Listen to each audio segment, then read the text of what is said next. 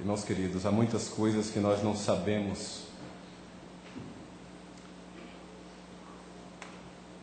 Muitas coisas que sabemos pela metade. Outras talvez nunca saberemos. Sejam fatos da vida, sejam doutrinas. Muitas coisas não sabemos.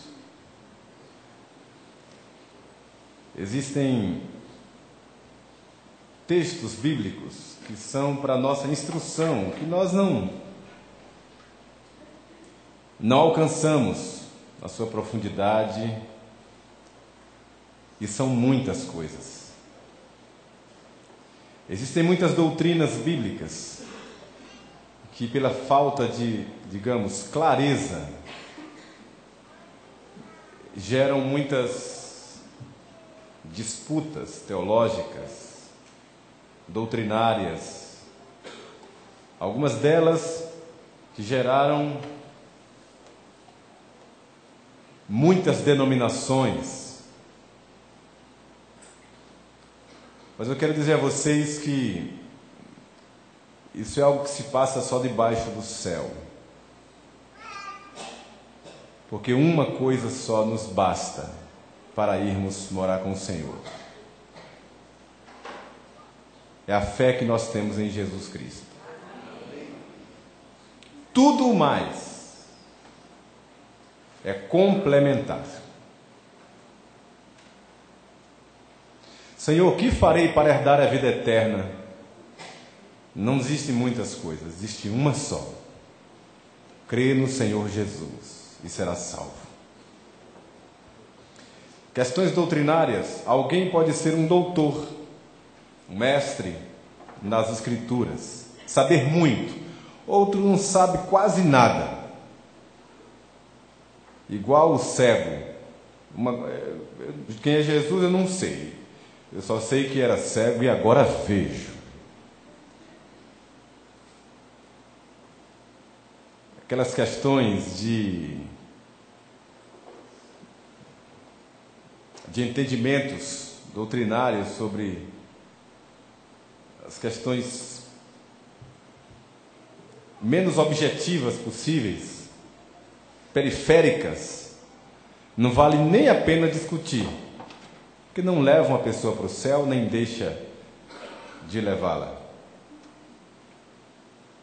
Se você tem Jesus, você tem a vida eterna. Como também se a pessoa tiver a Bíblia decorada na cabeça e não nasceu de novo, também não tem nada. Por isso, nesta noite aqui estamos para adorar o Senhor que nos salvou, prestar culto a Ele, que é digno. Somos imperfeitos, todos nós, limitados, pecadores, mas estamos cobertos pelo manto da justiça do Senhor.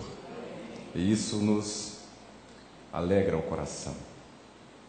Quero dizer a você também que eu, como membro da Igreja da Bahia, me sinto também privilegiado, como vocês, de a gente ter reservado o mês de setembro para ouvir sobre escatologia, as últimas coisas. Visto que isso não se fala mais nas igrejas. É um assunto que está diante de nós, é o que nos aguarda, e a igreja não fala mais sobre isso. E eu me sinto feliz de poder estar estudando isso e repartindo isso com vocês aqui. Nesta noite eu peço que vocês abram a Escritura, por favor, na primeira carta que Paulo escreveu aos Tessalonicenses. Depois a gente vai ler uma porção que o apóstolo Pedro também escreveu. Vou ler esses dois textos e você vai acompanhar com atenção a palavra de Deus. Primeira de Paulo aos Tessalonicenses, capítulo 5. Começando no capítulo 4, verso 13.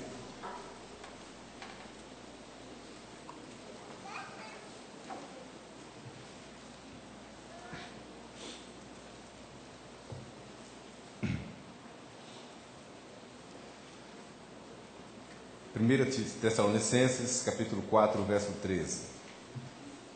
Não queremos, porém, irmãos, que sejais ignorantes com respeito aos que dormem,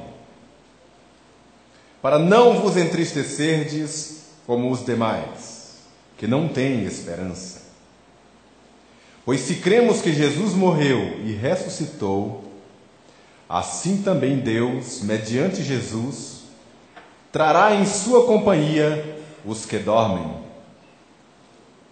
Ora, ainda vos declaramos por palavra do Senhor isto: nós, os vivos, os que ficarmos até a vinda do Senhor, de modo algum precederemos os que dormem. Porquanto o Senhor mesmo, dada a sua palavra de ordem, ouvida a voz do arcanjo e ressoada a trombeta de Deus, descerá dos céus, e os mortos em Cristo ressuscitarão primeiro. Depois nós, os vivos, os que ficarmos, seremos arrebatados juntamente com eles, entre nuvens, para o encontro do Senhor nos ares, e assim estaremos para sempre com o Senhor. Consolai-vos, pois, uns aos outros com estas palavras. Irmãos, relativamente aos tempos e às épocas, não há necessidade de que eu vos escreva, pois vós mesmos estáis inteirados com precisão de que o dia do Senhor vem como ladrão de noite.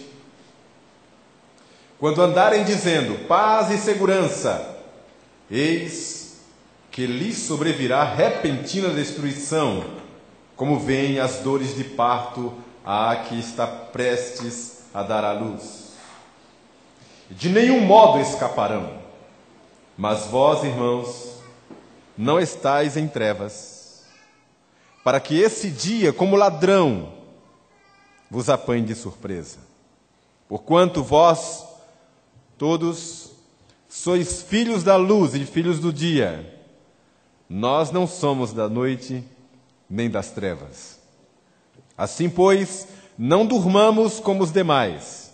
Pelo contrário, vigiemos e sejamos sóbrios. Ora, os que dormem, dormem de noite. E os que se embriagam, é de noite que se embriagam. Nós, porém, que somos do dia, sejamos sóbrios, revestindo-nos da couraça da fé e do amor, e tomando como capacete a esperança da salvação. Porque Deus não nos destinou para a ira, mas para alcançar a salvação mediante nosso Senhor Jesus Cristo, que morreu por nós para que, quer vigiemos, quer durmamos, vivamos em união com Ele. Consolai-vos, pois, uns aos outros e edificai-vos reciprocamente, como também estáis fazendo. Agora, por favor, abra na Epístola de Pedro, a segunda de Pedro, capítulo 3.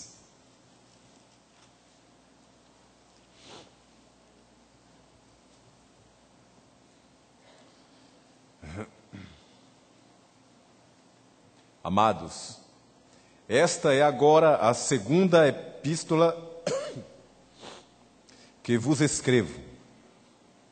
Em ambas, procuro despertar com lembranças a vossa mente esclarecida, para que vos recordeis das palavras que anteriormente foram ditas pelos santos profetas, bem como do mandamento do Senhor e Salvador, ensinado pelos vossos apóstolos. Tendo em conta, antes de tudo, que nos últimos dias virão escarnecedores, com os seus escárnios, andando segundo as próprias paixões, e dizendo: onde está a promessa da sua vinda? Porque desde que os pais dormiram, todas as coisas permanecem como desde o princípio da criação. Porque deliberadamente esquecem que, de longo tempo, Houve céus, bem como terra, a qual surgiu da água e através da água pela palavra de Deus, pela qual veio a perecer o mundo daquele tempo, afogado em água. Ora, os céus que agora existem e a terra, pela mesma palavra, têm sido entesourados pelo fogo ou para fogo, estando reservados para o dia do juízo e destruição dos homens ímpios. Há todavia uma coisa, amados, que não deveis esquecer, que para o Senhor um dia é como 1000 anos, e 1000 anos como um dia. Não retarda o Senhor a sua promessa, como alguns a julgam demorada. Pelo contrário, Ele é longânimo para convosco, não querendo que nenhum pereça, senão que todos cheguem ao arrependimento. Virá, entretanto, como ladrão o dia do Senhor, no qual os céus passarão com estrepitoso estrondo e os elementos se desfarão abrasados. Também a terra e as obras que nela existem serão atingidas. Visto que todas essas coisas hão de ser assim desfeitas, deveis ser tais como os que vivem em santo procedimento e piedade, esperando e apressando a vinda do dia de Deus, por causa do qual os céus incendiados serão desfeitos e os elementos abrasados se derreterão. Nós, porém, segundo a sua promessa, esperamos novos céus e nova terra, nos quais habita a justiça.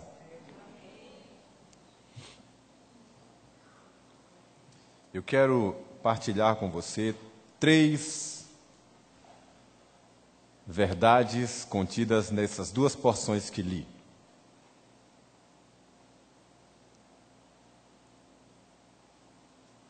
A primeira delas está na palavra de Paulo, escrevendo aos Tessalonicenses. Paulo já tinha falado a respeito da segunda vinda de Cristo, escrevendo aos Coríntios. E nessas 2 passagens que Paulo fala sobre escatologia, é o apóstolo que aborda a questão do corpo humano,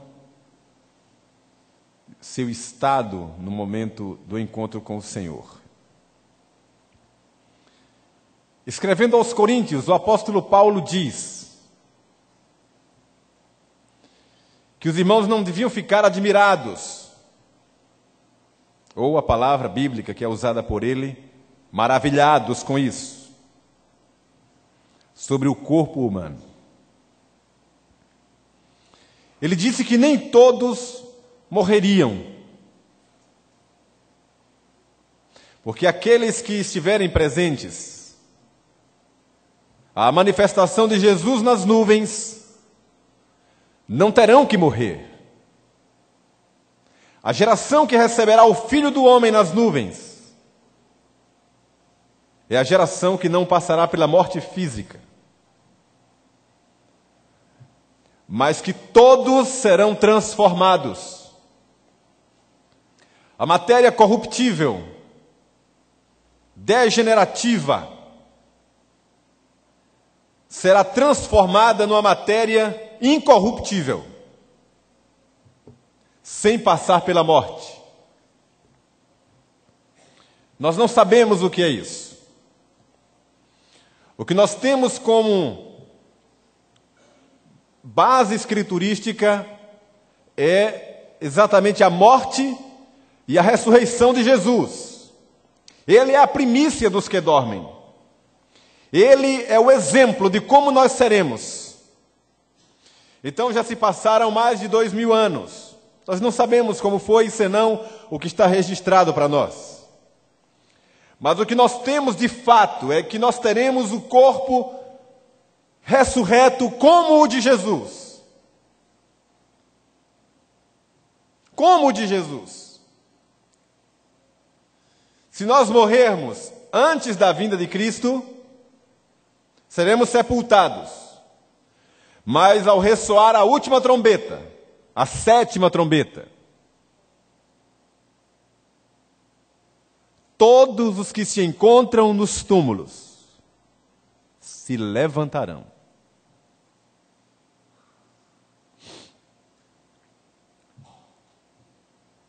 Todos. Os que tiverem feito o bem e os que tiverem feito o mal. Os que receberam Jesus como Salvador e Senhor e os que o rejeitaram. Todos se levantarão no dia do juízo. Todos. Quem nos diz isso é o apóstolo João, no Evangelho de João, no capítulo 6. Só que aqueles que negaram o Salvador se levantarão para o juízo. Se levantarão corporalmente. Porque quem ressuscita é o corpo. E irão habitar em corpo, conscientemente, no inferno. Arderão em chamas, as chamas reais do inferno e também as chamas da consciência. Angústias, dores, agonias, toda a opressão maligna, toda a ruindade do mal, eles experimentarão em corpo e em consciência no inferno. E os que morreram em Cristo se levantarão para habitar a eternidade ao lado do Senhor. Em corpo, conscientemente. Habitarão para sempre com o Senhor no lugar onde não há mais tristezas, lágrimas, angústias, luto, pranto, nada disso. Nem lembranças amargas do passado, nem qualquer outro sentimento que nos roubasse ou pudesse nos roubar a paz. Alguém me perguntou, pastor, mas como é isso? Nós estamos conscientemente vivendo na presença de Deus, nós nos lembrarmos, por exemplo, de entes queridos que não estão lá conosco. Isso não seria um motivo de tristeza? O que nos diz a Escritura no livro do Apocalipse é que diante do trono e do Cordeiro passaram o céu e a terra. Não houve mais espaço para nada, porque o Cordeiro de Deus preencherá toda a nossa existência. Não haverá espaço para tristeza, nem para perguntas, para dúvidas, como alguns dizem. Quando eu chegar no céu, vou me encontrar com Paulo e tirar as minhas dúvidas. Quando eu chegar no céu, vou me encontrar com fulano e vou tirar as minhas dúvidas. Não existe isso, porque nós vamos habitar a plenitude de Deus. Tudo estará claro para nós, não haverá espaço para demandas, nada ficará pela metade, não haverá dúvida de mais nada. O Senhor completará o incompleto que há em nós.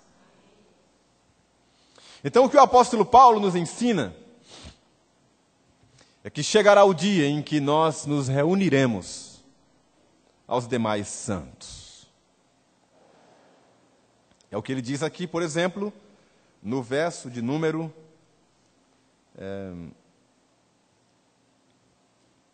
verso 14 e 15. Quando ele fala que se cremos que Cristo morreu e ressuscitou, assim também, mediante Jesus, trará em sua companhia os que já morreram. E ainda declaramos isto, por palavra de Deus, nós os vivos, os que ficarmos até a sua vinda, de modo nenhum precederemos os que dormem.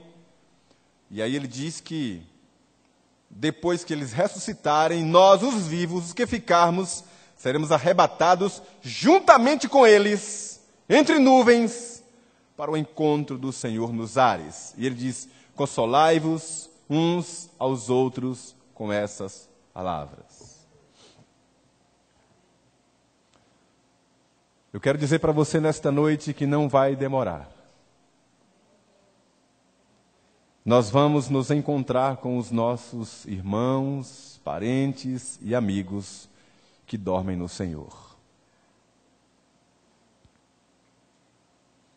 Vamos reconhecê-los. Vamos poder abraçá-los. Chorar de alegria com eles.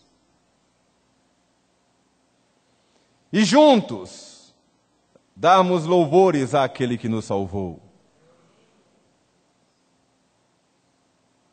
As nossas saudades, os nossos sonhos, as nossas angústias pela dor, pela falta, pela ausência, pela distância, pela falta que eles nos fazem, chegará o fim. Nós vamos morar com eles na presença de Deus. Não existe alma penada, não é isso. Nós vamos morar em corpo com eles na presença de Deus. Eu disse aqui, faz alguns dias, que a minha curiosidade era, no dia do Senhor, que eu espero estar vivo até lá. Se não, tudo bem também. Minha vaga já está garantida mesmo. Eu queria estar perto de um cemitério. Alguém perguntou se eu tinha medo de passar, viu, Marcelo? Se eu tinha medo de passar em frente ao cemitério assim à noite. Eu disse que tinha. Quem sabe se não tem um vivo lá dentro, né? Mas eu queria estar perto de um cemitério para ver as tumbas se abrindo e aquele movimento, aquele barulho santo do grande dia do Senhor.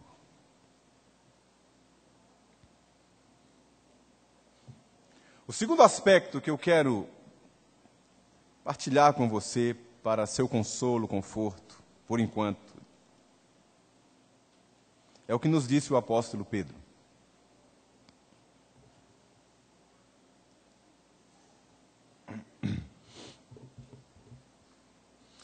O argumento do apóstolo Pedro a respeito da restauração de todas as coisas contraria o que uma denominação, uma seita presente em nossa geração defende e explica para as pessoas. De que Deus vai restaurar tudo o que há de danificado no nosso planeta. E de que o número dos redimidos é um número literal de 144 mil. Apenas. Isso é uma interpretação pecaminosa e infantil, porque a mesma passagem do Apocalipse, que fala dos 144 mil, quando encerra a narrativa, começa o versículo seguinte falando sobre a visão de João, sobre o número dos escolhidos. E o número era milhões e milhões, milhares e milhares. A própria passagem já confronta o que essa seita perniciosa ensina. A Escritura diz que Jesus foi nos preparar um outro lugar, que não aqui.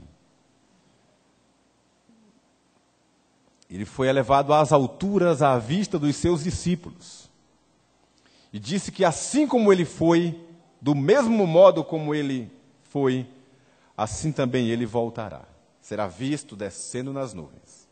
E depois nós seremos arrebatados para o encontro do Senhor nos ares. E aí estaremos para sempre com o Senhor.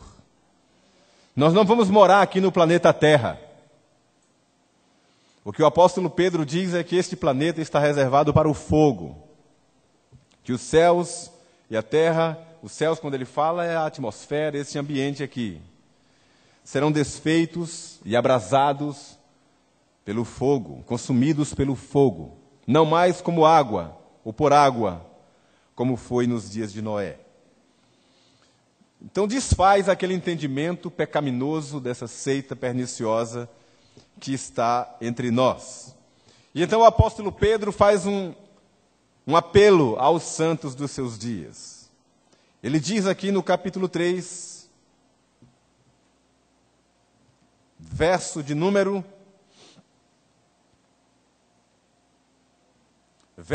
4. Daqueles que perguntam onde está a promessa da sua vinda, porque desde os dias dos pais, dos nossos pais que dormiram, todas as coisas permanecem como desde o princípio da criação. O apóstolo Pedro fala daquele entendimento de tantos que julgam demorada a segunda vinda do Senhor.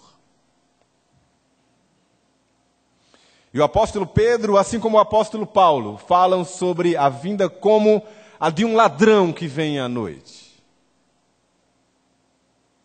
Ou ainda que não seja à noite, mas agindo de forma inesperada.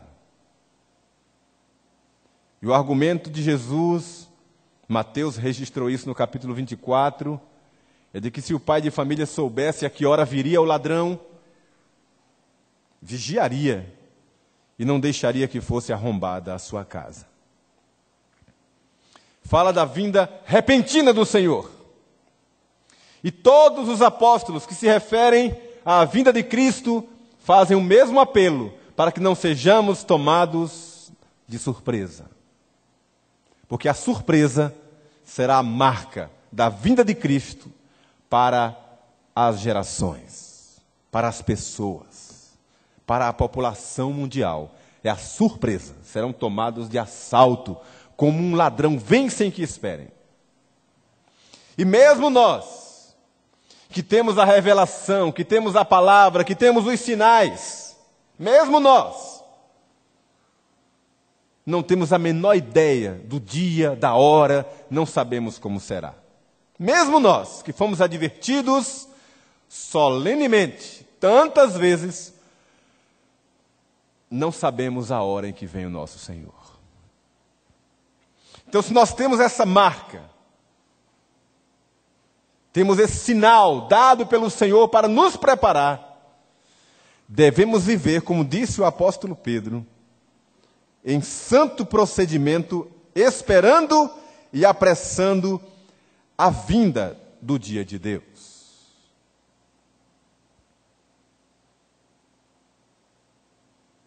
Ora, nós sabemos que mesmo a geração de crentes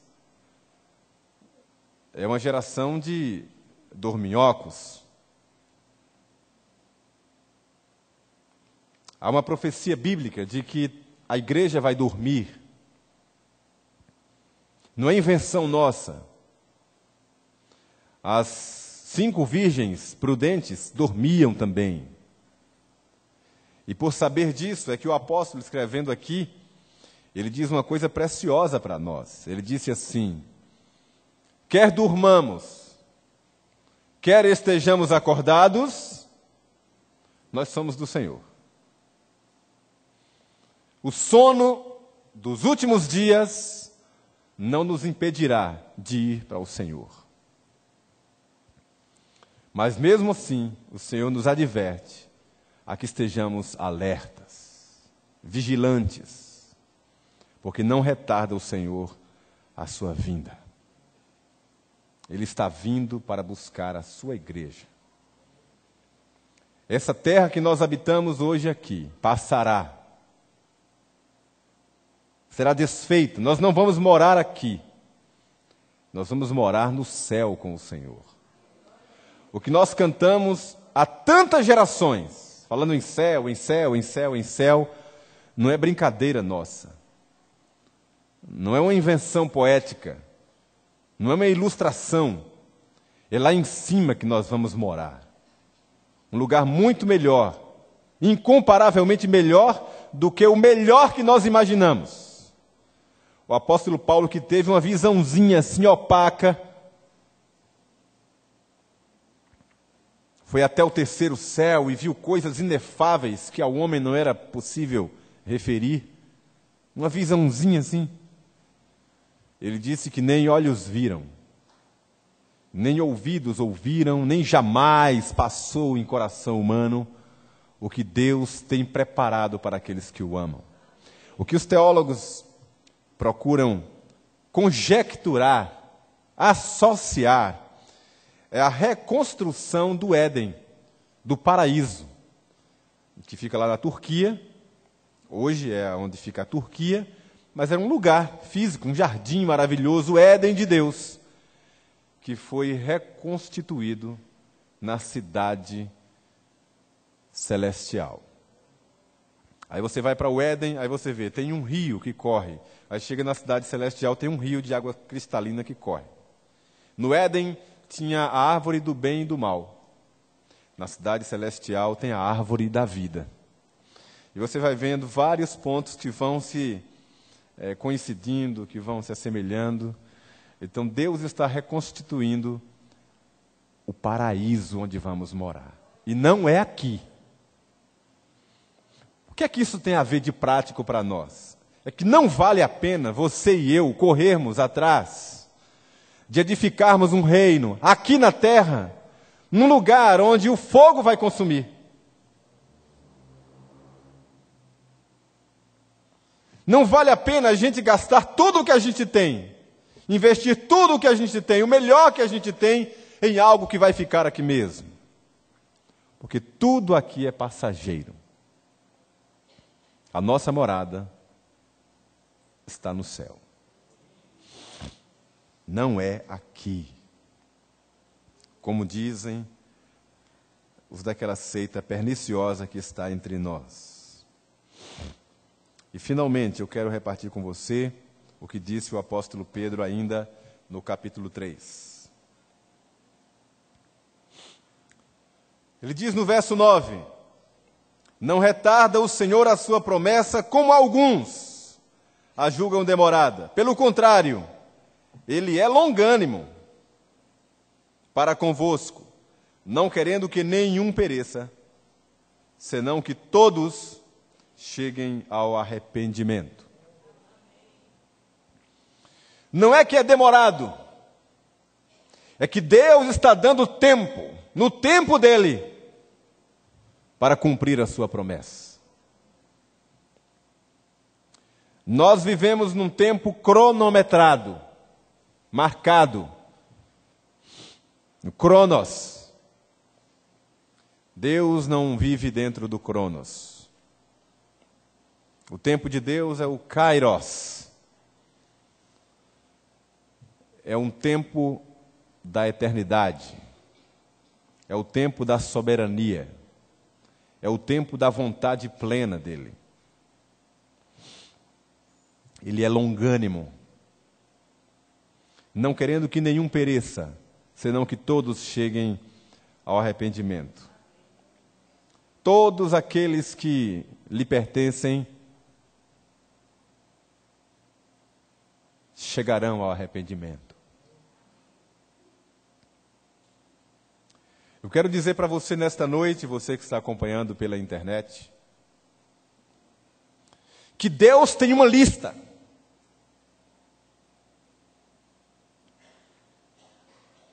Pode parecer estranho a você ouvir isso, mas não sou eu quem está inventando, nem a igreja presbiteriana. A Escritura diz que Deus mandou que fosse aberto o livro da vida e o livro da lista dos eleitos. Está lá no Apocalipse. Quando Jesus enviou os 70 discípulos para treinamento, e eles voltaram alegres, porque os demônios se submetiam à palavra deles, aquilo era sensacional para eles, voltaram alegres. Até os demônios se submetem. Jesus então disse para eles: vocês estão alegres por causa disso? Alegrem-se por outra coisa. Alegrem-se porque os seus nomes estão inscritos no livro da vida. Se você não sabia, quando Deus chamar você, chamar a mim, nós compareceremos perante o trono de Deus. individualmente. Ninguém representará ninguém. Estaremos face a face com o Todo-Poderoso. Aquele que está com Cristo, morreu em Cristo, não entrará mais em juízo. Ou seja, não será mais condenado. Porque a Escritura diz que não há mais condenação para os que estão em Cristo Jesus. Mas haverá prestação de contas dos nossos atos e de cada palavra que nós proferimos. E com um detalhe, se você não sabia disso. O julgamento de Deus vai começar pela casa de Deus. Não são palavras minhas, são palavras textuais. E Deus então, numa solenidade celestial, mandará que seja aberto o livro da vida. E então o anjo abrirá o livro, checará a lista, e naquele rol estará o meu nome, estará o seu nome. Que curiosamente, não é o nome que o seu pai deu, que a sua mãe deu, não é o meu nome. Lá não vai estar Itamar Santana Bezerra. Ali estará um nome, que serei eu ali, mas é um nome que só Deus conhece. Sabia disso? Esse nome está escrito numa pedrinha branca. Por isso que eu gosto de pedrinhas, talvez seja isso. Numa pedrinha branca está escrito o seu nome, um nome que não é o seu nome de carteira de identidade aqui. E Deus então dirá: seja bem-vindo, filho de meu Pai. Tome posse do reino que está preparado antes da fundação do mundo. Deus tem uma lista. E ouça o que vou te dizer nesta noite para finalizar a mensagem de hoje. Segundo as palavras de Jesus, João capítulo 17.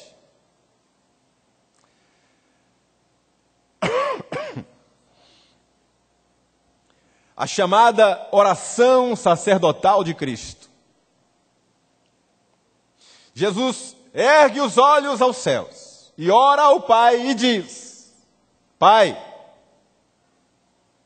dos que me deste, nenhum se perdeu. Nenhum se perdeu, a não ser o filho da perdição, para que se cumprisse a Escritura. Ouça o que vou te dizer.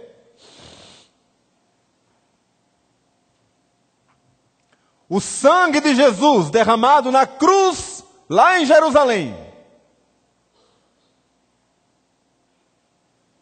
não apenas é suficiente para salvar os que o Pai determinou,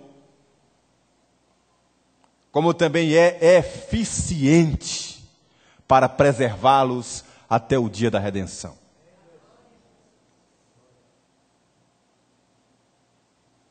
O apóstolo Paulo escreve aos Efésios e diz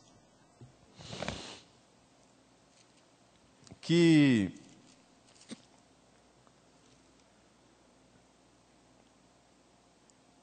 nós que depois que ouvimos a palavra da verdade,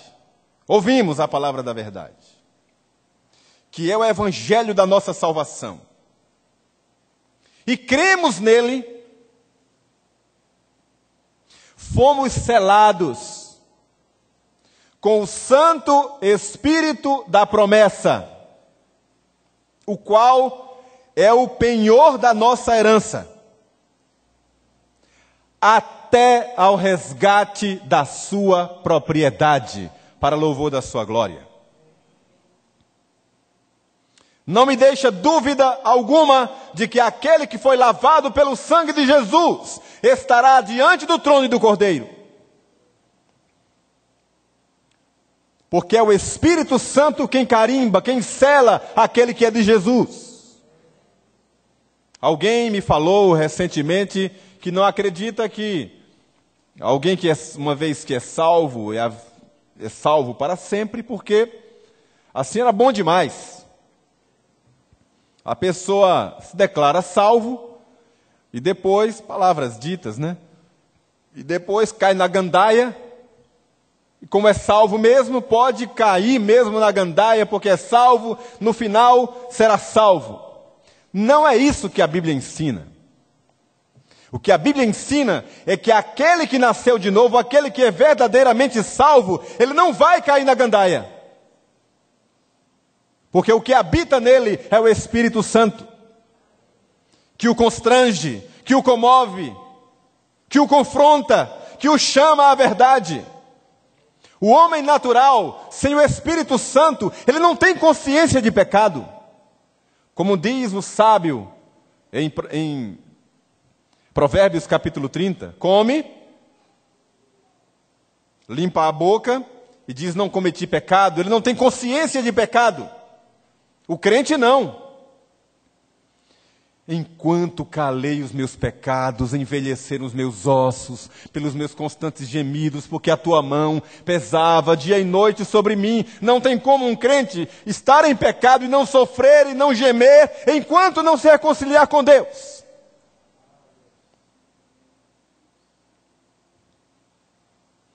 De forma que a parábola contada por Jesus a respeito do filho pródigo é um exemplo daquele que, sendo filho, por circunstâncias, sai de casa, pisa no mundo, experimenta coisas perniciosas, mas porque ele é filho, o Espírito Santo vai lá onde ele está, no fundo do poço, e o traz de volta para casa. Nenhum se perdeu, diz a palavra do Senhor. E o apóstolo Pedro, na sua carta, do que nós lemos aqui, ele diz claramente isso. Ele disse que Deus é longânimo, não está demorando não. É para que todos cheguem ao arrependimento. Todos os filhos pródigos voltarão para casa. Os filhos da promessa voltarão para casa, a fim de que naquele dia estejamos todos os eleitos, todos os salvos, todos os que receberam a justificação de Jesus. E que esse Espírito maravilhoso e eterno console os nossos corações com essas palavras.